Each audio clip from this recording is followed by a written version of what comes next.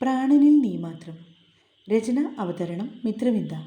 മഹിയും ഗൗരിയും കൂടി കാലത്തെ അമ്പലത്തിൽ പോകുവാനുള്ള തയ്യാറെടുപ്പിലാണ്. ഗൗരിയാണ് അവനോട് തങ്ങൾക്ക് ഒരുമിച്ച് ഭഗവാനെ തൊഴുതു വരാം എന്ന് പറഞ്ഞത്. അവൾ പിറന്നാൾ സമ്മാനമായി വാങ്ങിക്കൊടുത്ത കുർത്തയും മുണ്ടുമാണ് മഹി ധരിച്ചിരിക്കുന്നത്. ഗൗരിയാണെങ്കിൽ അന്ന് വാങ്ങിയ സെറ്റും മുണ്ടും ഉടുക്കുവാനുള്ള തത്രപ്പാടിലാണ്. കുറേ നേരമായല്ലോ ഗൗരി നീ ഇത് തുടങ്ങിയിട്ട്. ഇതുവരെയായിട്ട് ഉടുത്തു കഴിഞ്ഞില്ലേ? ഇതാ കഴിയാറായി മഹിയേട്ടാ, ഒരു 2 മിനിറ്റ്. വേഗം ആയിക്കോട്ടെ. എൻ്റെ എന്തെങ്കിലും സഹായം വേണമെങ്കിൽ പറഞ്ഞാൽ മതി. അയ്യോ, സഹായമൊന്നും വേണ്ടായേ, ഞാൻ അറിയാവുന്ന രീതിയിൽ ഉടുത്തേക്കാം. കാര്യമൊക്കെ ശരി തന്നെ, പക്ഷേ നിൻ്റെ അവിടവും ഇവിടവും ഒക്കെ കാണുന്ന രീതിയിൽ ഉടുത്തുകൊണ്ട് എൻ്റെ കൂടെ വരാമെന്ന് കരുതണ്ടേ? ഓ, ഉത്തരവ്. നേരിയതിൻ്റെ തുമ്പെടുത്ത് നന്നായി അടുക്കി തോളിലേക്ക് പിൻ ചെയ്തു വെച്ചിട്ട് അവൾ കണ്ണാടിയുടെ മുന്നിൽ വന്ന് നിന്നു. അല്പം പൗഡറൊക്കെ പൂശിയിട്ട് കൺമഷി എടുത്ത് 2 കണ്ണുകളും നന്നായി എഴുതി. എന്നിട്ടൊരു ചുവപ്പ് കളറുള്ള വട്ടപ്പൊട്ടും തൊട്ടു. അതിനുശേഷം സിന്ദൂരം തൊടുവാനായി അതിൻ്റെ സ്റ്റിക്ക് എടുത്ത് നെറുകയിൽ ഒന്ന് വരച്ചു. ശേഷമാണ് അവൾ സിന്ദൂരം തൊട്ടത്. കുറച്ച് മുല്ലപ്പൂ ഉണ്ടായിരുന്നെങ്കിൽ നന്നായിരുന്നു അല്ലേ മഹിയേട്ടാ?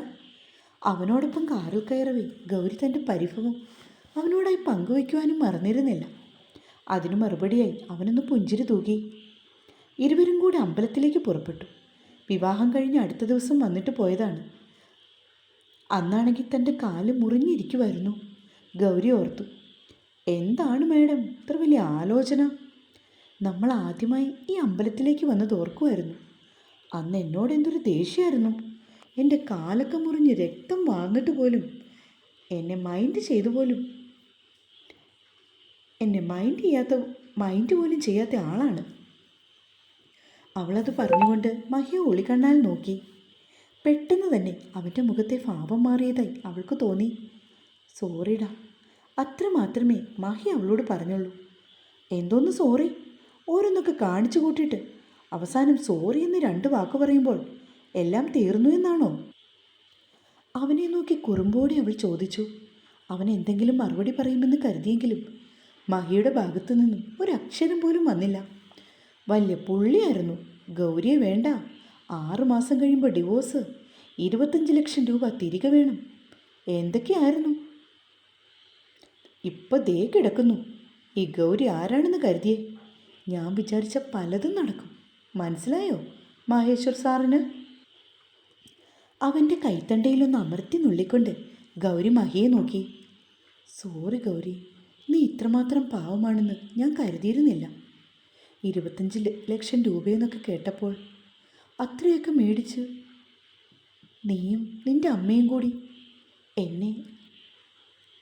എന്നെ ശരിക്കും നിങ്ങൾക്ക് ഒരുക്കിയതാണെന്ന് ഓർത്തുപോയി. അതുകൊണ്ട് എനിക്ക് വെറുപ്പായിരുന്നു. പ്രധാനമായിട്ടും നിന്നോട് ദേഷ്യം കാണിച്ചത് ആ കാരണത്താലാണ്. സോറിടാ, റിയലി സോറി. എൻ്റെ ഭാഗത്തു നിന്നും ഒരുപാട് മിസ്റ്റേക്ക് സംഭവിച്ചു. അതെല്ലാം എനിക്ക് വ്യക്തമായി അറിയുകയും ചെയ്യാം. അതിന് പ്രായശ്ചിത്തമായി നിന്നോട് എന്ത് വേണമെങ്കിലും ചെയ്യാൻ എനിക്ക് സമ്മതമാണ്. ഉറപ്പാണോ? അതെ ഗൗരി. ശരി ശരി, എങ്കിൽ വീട്ടിൽ ചെന്നിട്ട് ഞാൻ പറയാം എന്താണ് ചെയ്യേണ്ടതെന്ന്. സമ്മതിച്ചോ? സമ്മതം. എൻ്റെ ഗൗരിക്കുട്ടി പറയുന്ന എന്ത് കാര്യവും ഞാൻ ചെയ്യും. അതും പറഞ്ഞുകൊണ്ട് അവൻ കാറ് കൊണ്ടുപോയി ഒതുക്കിയത് ഒരു പൂക്കടയുടെ മുന്നിലാണ്. നിനക്ക് എത്ര മുഴം മുല്ലപ്പൂവാണ് വേണ്ടത്? മഹി വണ്ടിയിൽ നിന്നിറങ്ങി. അയ്യോ മഹിയേട്ടാ, ഞാനത് വെറുതെ പറഞ്ഞതാ. ശോ, അതൊന്നും സാരമില്ല. പൂ എത്ര വേണം? 2 മുഴം മതിയേട്ടാ. മുല്ലപ്പൂ വാങ്ങിക്കൊണ്ട് വന്ന് മഹി അവളുടെ മുടിയിൽ ചൂടിക്കൊടുത്തു. ഗൗരിക്കാണെങ്കിൽ ഒരുപാട് സന്തോഷം തോന്നിയ നിമിഷങ്ങളിൽ ഒന്നായിരുന്നത്. അവളുടെ മിഴികൾ നിറഞ്ഞു. താൻ എത്ര കണ്ട് മോഹിച്ചതാണ് ഇങ്ങനെയൊരു ദിനം. തൻ്റെ ആഗ്രഹങ്ങളും ആവശ്യങ്ങളും ഒക്കെ മനസ്സിലാക്കുവാൻ മഹിയേട്ടന് കഴിയുന്നുണ്ടല്ലോ. ആ മനസ്സ് നിറയെ താനാണെന്നറിഞ്ഞ നിമിഷം ആ നെഞ്ചിൻ്റെ ചൂട് പറ്റി ഹൃദയതാളം കേട്ടുകൊണ്ട് അങ്ങനെ കിടക്കാൻ അവൾക്ക് ഒരുപാട് മോഹം തോന്നി.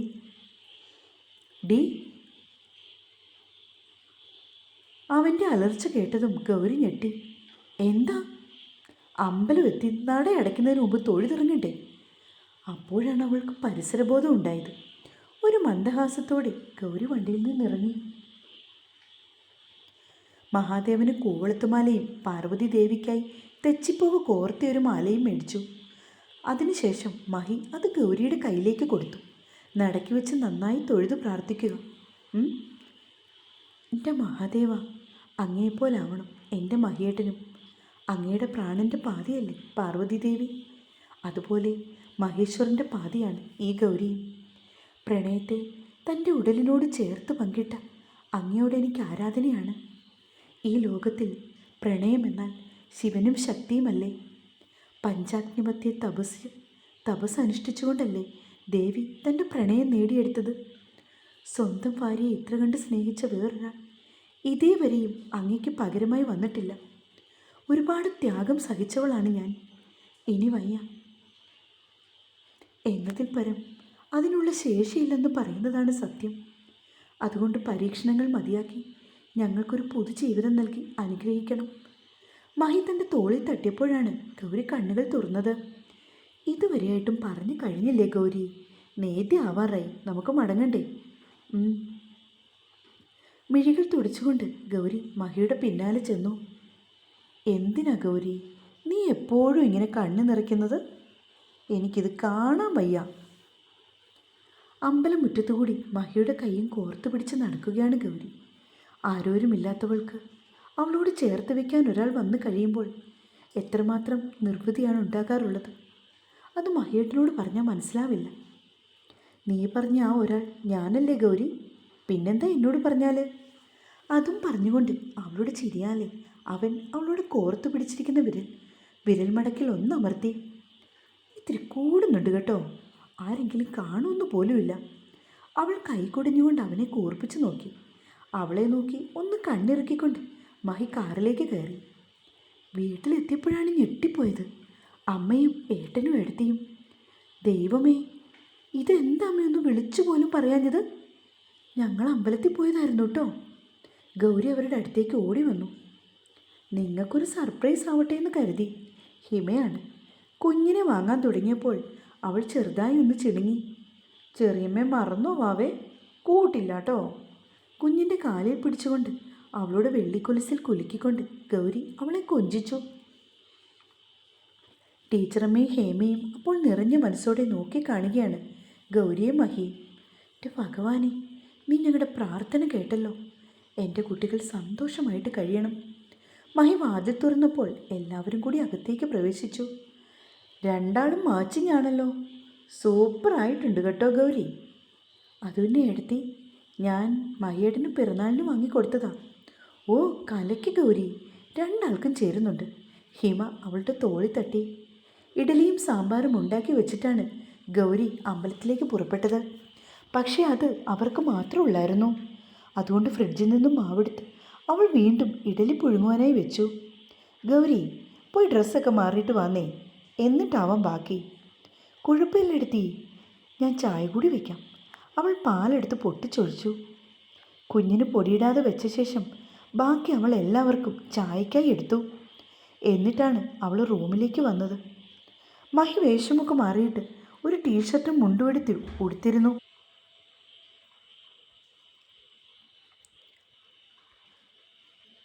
മഹിയാണെങ്കിൽ ഒരു കള്ളച്ചിരിയൊക്കെ ചിരിച്ചുകൊണ്ട് അങ്ങനെ കിടന്നു. അടുക്കളയിൽ അപ്പോൾ ചൂട് പിടിച്ചുള്ള ചർച്ച പുരോഗമിക്കുകയാണ്. ഇപ്പം എങ്ങനെയുണ്ടമ്മേ? കണ്ടോ രണ്ടാളുടെ സ്നേഹം? അമ്മ ഇവിടുന്ന് പോയ പോലെയാണോ? മുഴുവൻ ക്രെഡിറ്റും ഹിമയ്ക്കുള്ളതാ. പോരേടി.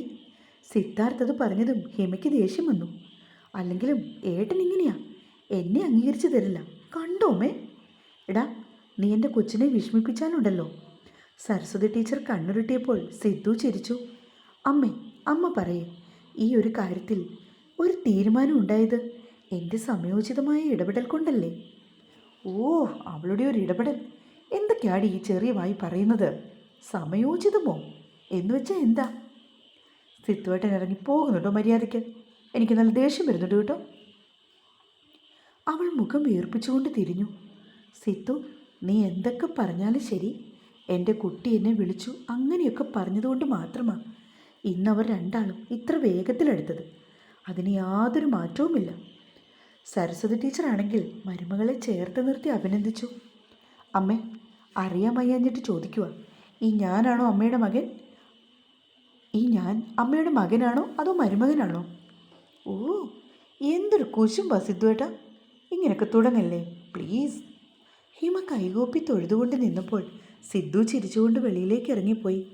ഗൗരി വേഷമൊക്കെ മാറിയിട്ട് റൂമിലേക്ക് വന്നു. അല്പം കൂടി സിന്ദൂരമെടുത്ത് നെറുകയെ ചാർത്തി. മഹി എന്തോ ആലോചിച്ചുകൊണ്ട് ബെഡിൽ കിടക്കുകയാണ്. ഏട്ടൻ കഴിക്കാൻ വരുന്നില്ലേ? താഴെ എല്ലാവരും കാത്തിരിക്കുക. എനിക്കിപ്പോൾ ഒന്നും വേണ്ട.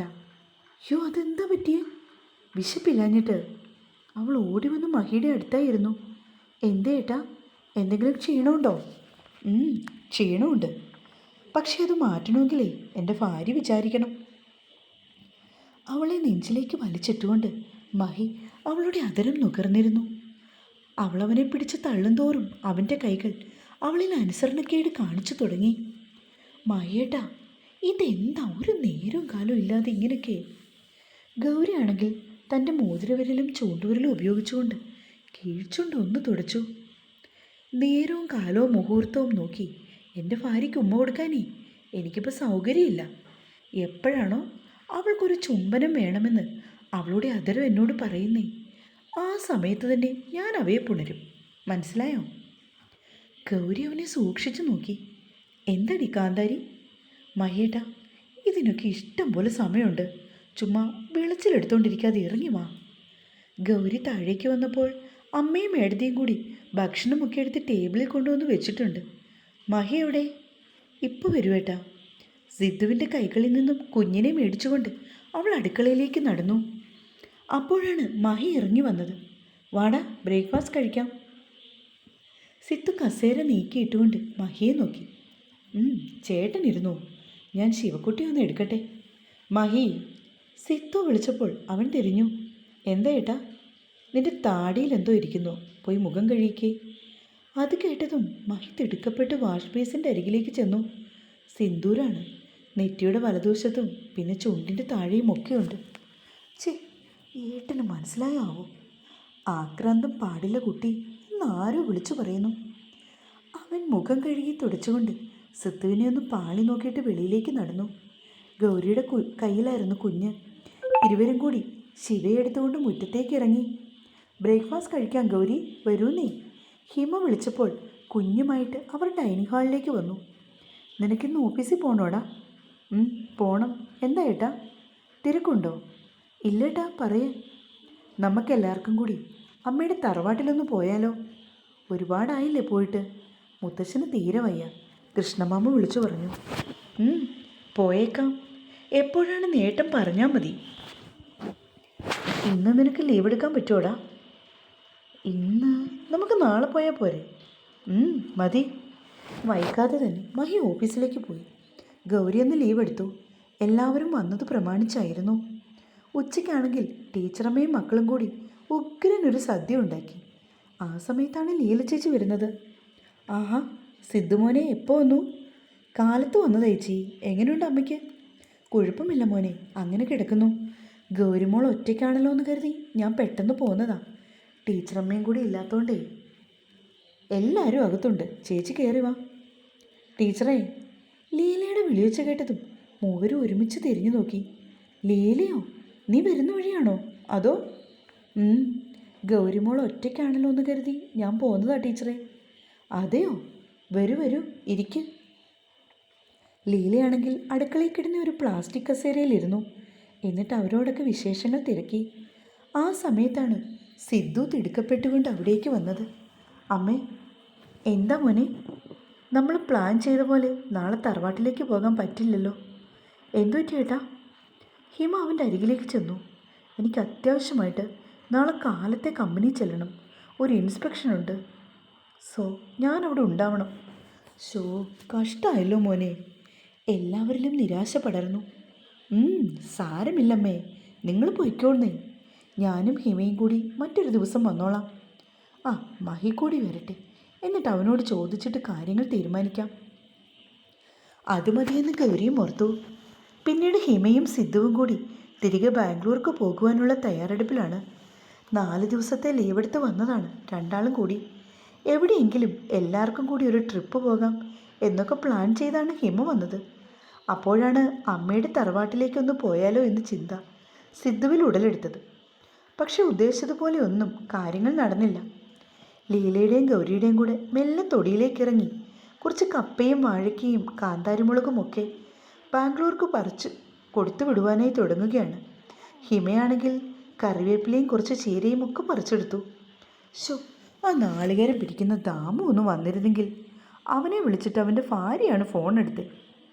സാരില്ലമ്മേ, ഇതൊക്കെ തന്നെ ഒരുപാടുണ്ട് കൊണ്ടുപോകാൻ. സിദ്ധു ഒരു വാഴക്കുല കൊണ്ടുവന്ന് ഡിക്കിയിലേക്ക് കയറ്റിക്കൊണ്ട് അമ്മയെ നോക്കി. അപ്പോഴേക്കും മഹിയുടെ കാറ് ഗേറ്റ് കടന്നു വരുന്നത് ഗൗരി കണ്ടു. അറിയാതെ ആണെങ്കിൽ പോലും അവളുടെ ചുണ്ടിൽ ഒരു പുഞ്ചിരി വിരിഞ്ഞു. തുടരും.